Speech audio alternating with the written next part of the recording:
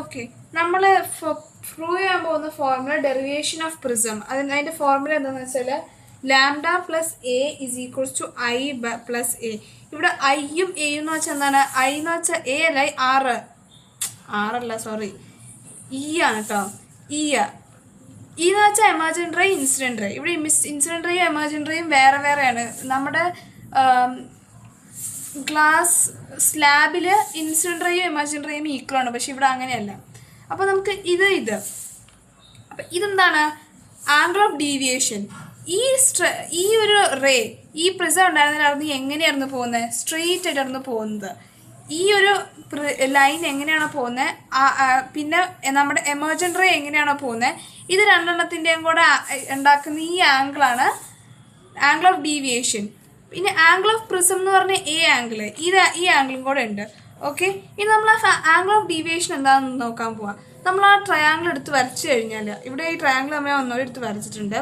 ഇവിടെ angle of deviation ഞാൻ വരച്ചിട്ടുണ്ട്. ഇത് R1 ആണ്, ഇത് I ആണ്. ഈ ആംഗിളും പിന്നെ ഈ മൊത്തം ആംഗിള് ഇത് രണ്ടും സെയിം അല്ലായിരിക്കുമോ? അപ്പോൾ ഈ ആംഗിൾ എന്തായിരിക്കും? I minus R1. ഈ ആംഗിൾ അതുപോലെ തന്നെ ഈ മൈനസ് R2 ആണ്. ഈ രണ്ട് angle is equals to angle of deviation അല്ലേ? അപ്പോൾ നമ്മൾ എഴുതാൻ പോവാണ്, this is equals to I plus E minus R1 plus R2. Okay, ഇതെല്ലാം കൂടെ എഴുതിയെടുത്തേക്കുവാണ്. ഇനി R1 പ്ലസ് R2 എന്താണ് കിട്ടേണ്ടത്? നമുക്ക് ഇത്രയും കിട്ടിയിട്ടുണ്ട്. അപ്പോൾ നമുക്ക് അറിയാം ബേസിക്കലി ഇനി എന്താ എ ആണ് കിട്ടേണ്ടത്. അപ്പോൾ R1 പ്ലസ് R2 എ ആണ് പ്രൂവ് ചെയ്ത് കഴിഞ്ഞാൽ ഈ സാധനം ഇങ്ങോട്ട് കൊണ്ട് നമുക്ക് ഈ ഇക്വേഷൻ മൊത്തത്തോടെ പ്രൂവ് ചെയ്യാൻ പറ്റും. അതെങ്ങനെയാണ് പ്രൂവ് ചെയ്യേണ്ടത്? ഫസ്റ്റ് ഓഫ് ഓൾ നമ്മൾ നോക്കേണ്ട കാര്യം എന്താണെന്ന് വെച്ചാൽ ഇതെന്താണിത്? ഈ ഒരു ആംഗിൾ എന്ന് വെച്ചാൽ നോർമലാണ്. നോർമൽ എന്ന് വെച്ചാൽ 90 ഡിഗ്രി, ഇതും 90 ഡിഗ്രി.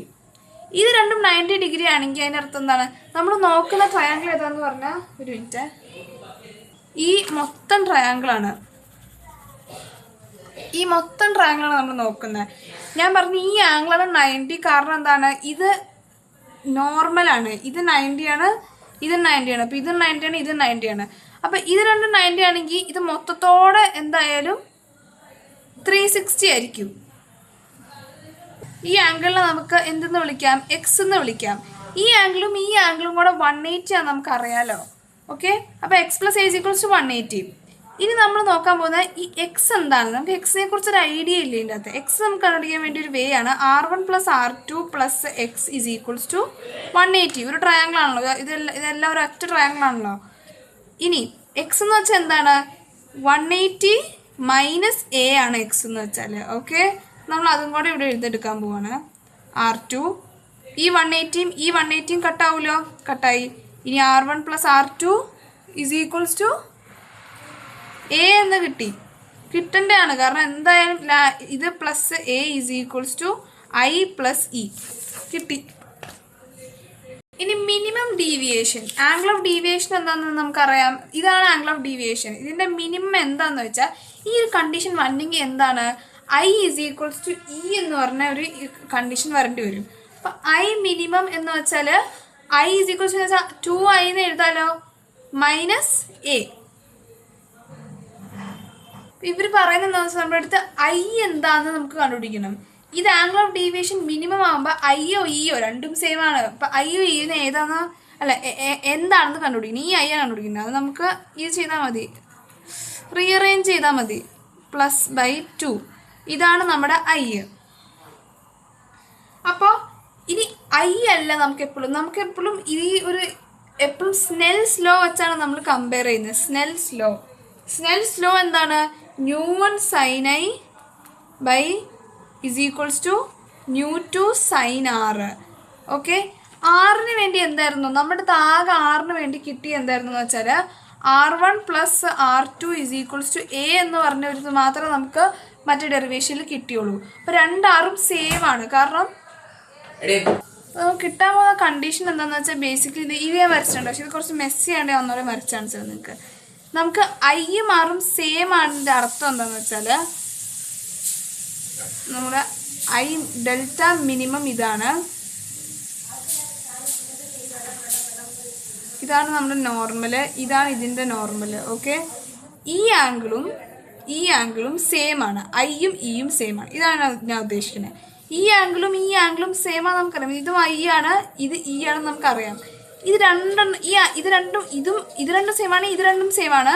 ഇതിനെ ഒരു ലൈൻ കട്ട് ചെയ്യുമ്പോൾ ഇതും സെയിം ആണ്, ഇതും സെയിം ആണ്, ഇതും സെയിം ആണ്, ഇതും സെയിം ആണ്. ഇത് R1 ആണ്, ഇത് R2 ആണ്. നമുക്ക് ആകെ ഈ ആറിനെ കുറിച്ച് അറിയാവുന്ന ഒരൊറ്റ ഫോർമുല R1 + R2 = A എന്നാണ്. R1 R2 സെയിം ആണെങ്കിൽ 2R = A, R = A/2. ഇനി ന്യൂ സൈൻ ഐ എന്ന് വെച്ചാൽ നമ്മൾ എന്തായിരുന്നു കണ്ടുപിടിച്ചത്? ഐനെ നമ്മൾ കണ്ടുപിടിച്ചത് എന്തായിരുന്നു വെച്ചാൽ I min +A/2 അല്ലേ? ഇത് A/2. A/2 ഇവിടെ A/2 ഉണ്ട്, ഇവിടെ A/2 ഉണ്ട്. പക്ഷെ ഇവിടെ ഒരു ഡെൽറ്റ മിന്നും കൂടെ കൂടുതലുണ്ട്. ഓക്കെ, അപ്പം ഇത്രയും കിട്ടിയിട്ടുണ്ട്. ന്യൂ1 എന്ന് വെച്ചാൽ എന്താണ്? ന്യൂ1 ഇതാണ്, ന്യൂ2 ഇതാണ്. ന്യൂ2 എന്ന് വെച്ചാൽ ഗ്ലാസ്, ന്യൂ ഗ്ലാസ് ആണിത്. ഇനി ന്യൂ1 എന്ന് വെച്ചാൽ അപ്പം sine omega minimum +A/2 sign A/2. ഇതാണ് നമുക്ക് കിട്ടിയേക്കുന്നത് ഇപ്പോഴത്തെ ഇക്വേഷൻ.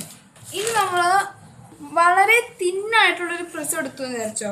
തിന്നിൽ നമ്മൾ സ്മോൾ ആംഗിൾ അപ്രോക്സിമേഷൻ എന്ന് പറഞ്ഞൊരു സാധനം ചെയ്യും. സ്മോൾ ആംഗിൾ അപ്രോക്സിമേഷൻ എന്ന് വെച്ചാൽ sine theta is almost equal to theta and tan theta is also almost equal to theta, cos theta is almost equal to 1. പക്ഷെ നമുക്കിവിടെ ആകെ വേണ്ട സൈൻ മാത്രമാണ്, കാരണം ഇവിടെ ആകെ സൈനല്ലേ ഉള്ളൂ. അപ്പോൾ സ്മോൾ ആംഗിൾ അപ്രോക്സിമേഷൻ വെച്ച് നമുക്ക് എഴുതാൻ പറ്റും ഒമേഗ മിനിമം A/2